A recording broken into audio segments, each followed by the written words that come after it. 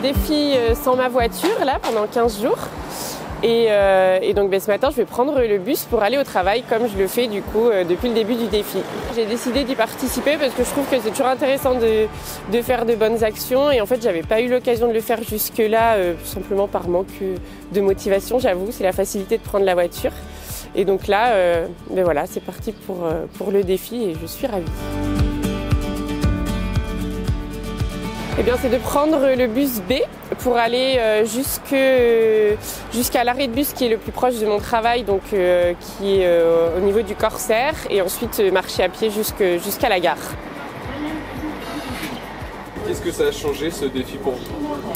Eh ben, mes habitudes déjà, donc du coup le fait de ne plus prendre sa voiture c'est aussi très agréable puisque du coup le matin soit j'y vais à pied soit en bus et déjà je suis contente du coup de ce que je fais et puis c'est agréable le trajet. Alors au niveau du temps, ça dépend quand il y a des bouchons avec la voiture, donc du coup je dirais qu'en moyenne ça me prend quand même moins de temps et donc du coup voilà c'est un combo gagnant.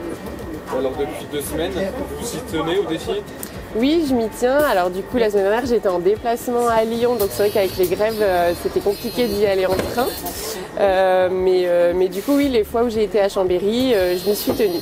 Vous êtes une trentaine de participants, c'est quoi un petit peu les retours des autres candidats? Eh bien, en tout cas, moi, je les trouve tous très courageux puisque la plupart sont en vélo. Et du coup, c'est vrai qu'on a eu des conditions météorologiques qui n'ont pas forcément été toujours en notre faveur. Donc tout le monde a des bons retours. C'est une bonne expérience pour tous, je pense. Et de ce que je peux voir dans le groupe d'échange, certains ont aussi envie de s'acheter du coup des vélos à assistance électrique pour continuer justement aussi le défi. Donc on les a accompagnés avec du service, donc de la mise à disposition de vélos. On a une vingtaine de vélos à assistance électrique prêtés auprès d'une vingtaine de bénéficiaires. On a 3 bénéficiaires qui ont choisi le vélo classique, leur déplacement le permettait, ils étaient plutôt courts et plutôt plats. Et on a eu 5 personnes qui ont choisi le vélo à assistance électrique cargo pour des besoins de dépose d'enfants, soit à la crèche, soit à l'école, sur leur trajet domicile-travail. En plus de la location de vélo et de l'accompagnement vélo-école, on leur a mis à disposition un emplacement de consigne, donc la consigne en gare ou en périphérie, pour vraiment pouvoir avoir de la multimodalité dans leur déplacement au quotidien. Oui, j'ai vraiment envie de continuer. Cet essai, ça m'a vraiment permis de me rendre compte que j'avais pas forcément toujours besoin de ma voiture, puisque même mes rendez-vous à Chambéry, le réseau est très bien fait, donc j'arrive à m'y rendre en bus également. Donc oui, je compte vraiment continuer et du coup garder ma carte OURA. Comme ça où il fait froid, vous dites pas tiens je vais prendre ma voiture, ça serait plus pratique quand même que de marcher un peu dans le froid, non? Non, c'est là l'intérêt du défi en fait, c'est que du coup initialement oui, peut-être que je me serais dit ça et là avec le défi, vu qu'il y a un challenge à respecter, non, du coup je me le dis pas et puis en fait c'est bien aussi de marcher à la fraîche. Et là vous trouvez que c'est plutôt bien desservi, vous avez jamais eu de soucis avec le bus? Non, j'ai pas eu de soucis, même les jours de grève, du coup il y a toujours eu le réseau qui a fonctionné, donc non, vraiment pour l'instant aucun souci.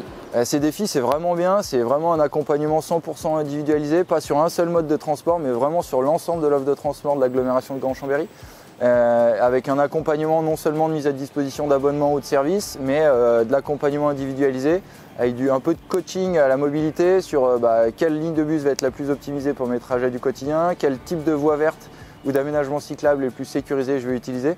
Donc c'est vraiment une offre dans son ensemble, aussi bien de l'abonnement, de la mise à disposition de matériel, de l'accompagnement, coaching individualisé. Donc c'est bien, c'est comme ça qu'on va amener et qu'on va accompagner les gens en matière de transition de mobilité.